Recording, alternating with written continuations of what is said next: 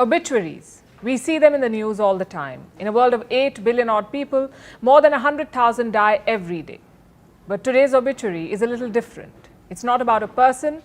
It is an obituary for the written word, aka books. It may sound absurd, but it will make sense. When was the last time you picked up a book? When was the last time you spent hours just reading? No phones, no TVs, no distractions, just pure, blissful reading. For some of us, the answer could be yesterday, or in fact, even today. But for most people, the answer is days, months, or even years. The age-old pastime of flipping pages seems long gone. Reading has met its untimely demise. Books are gathering dust. Bookstores are shutting shop. Libraries are being replaced by the internet. Do you wonder why? Hello and welcome to Between the Lines. I'm Palki Sharma, and on this show we'll try to read between the lines, the stated and the unstated, the obvious and the hidden, to bring you the full story.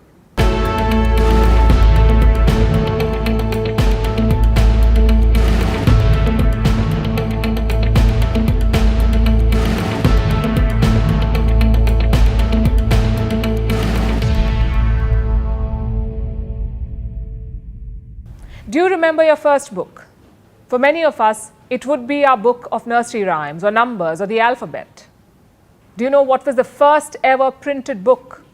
This one, the Diamond Sutra. No one is sure why it was printed, but we do know this. On 11th May in 868 AD, a man called Wang Zhi commissioned a block printer. He asked him to create a 17.5-foot long scroll of sacred Buddhist texts. This is the earliest printed book we know of. Then came the printing press. This invention changed the game. It gave us the first mass-produced book, the Gutenberg Bible. Then there were paperbacks. They were very popular among students in the working class. They were followed by a more durable option, hardbound books. And these versions have been around for centuries. You know what's the best-selling book ever? The Bible. More than 7 billion copies of the Bible have been sold so far. The most expensive book is the Codex Leicester. It's basically Leonardo da Vinci's science diary. Bill Gates bought it in 1994 for $30.8 million. Today it could be worth over $50 million. Now, not all books are this expensive, but they sure are priceless. Like the Harry Potter series. In the early 2000s, millions of Harry Potter books were sold. If all Harry Potter books sold were to be placed back to back, they would go around the equator 16 times. Tells you a lot, right? For many of us, books defined our childhood. The huge feasts in the famous five left us hungry. You wanted to become a detective like Nancy Drew.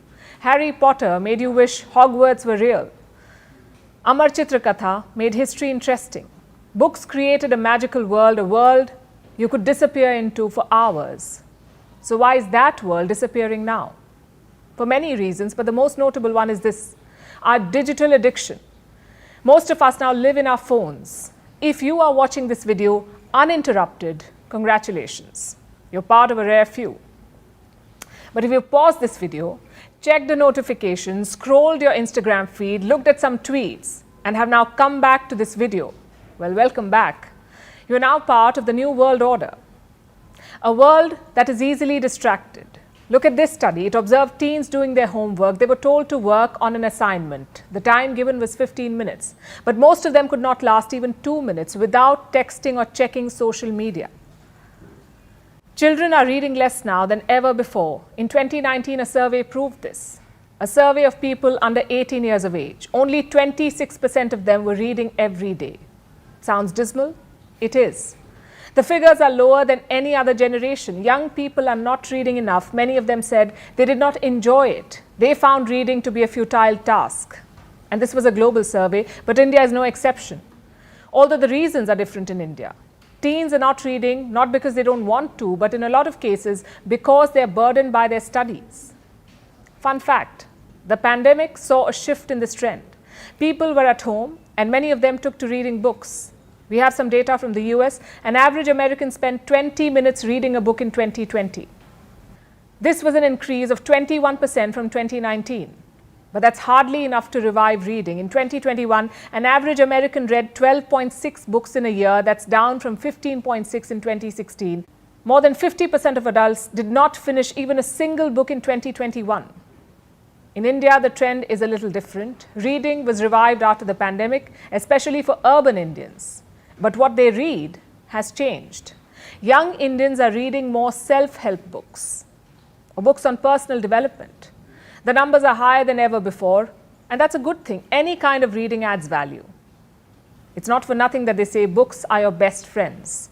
And social media is undeniably driving a wedge there. It is feasting on our attention spans, leaving little room for the quiet contemplation that books once offered. Why get lost in a Dickens novel when you can skim through 280-character hot takes on Twitter? Plus, there is the relentless assault of videos, cat reels, meme compilations, places you must visit. They too play a role in this tragedy. Who needs to read when they can watch a 10-second video of a cat playing a piano? Reading, it seems, is just too slow now, too tedious for our modern sensibilities. And it shows in the numbers again. I have figures from 2022. Book sales, global book sales, were down by more than 10% compared to 2021. Global revenue was the lowest in 5 years. It was around $76 billion. Publishing houses are shutting down like Amazon's Westland. For those that are not shutting shop, there's more trouble, like layoffs at the Penguin Random House. It's the biggest book publisher in the United States. So teens are not interested, publishers are in trouble, and bookstores are now ghost towns. In some countries, they're closing at an alarming rate, like Japan. There are currently close to 12,000 stores operating in Japan. That's a 30% drop since 2012. Basically, people are not reading books. And those who do are buying online or reading e-books or listening to audiobooks. Although technically, people are not necessarily reading less. We read all the time, news alerts, articles, emails, tweets, messages, ads. But to read a book, you must delve into it. To enter the story, you have to unplug. And that's what people are increasingly failing to do, which is a shame, to be honest.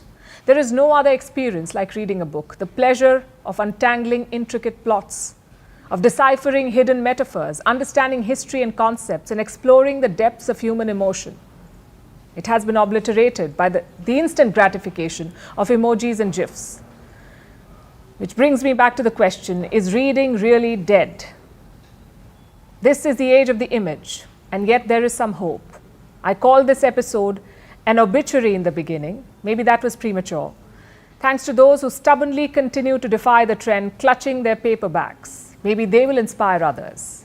And while we are in the business of making videos, we cannot deny that the best stories cannot be told in 280 characters or captured in a fleeting clip or reel.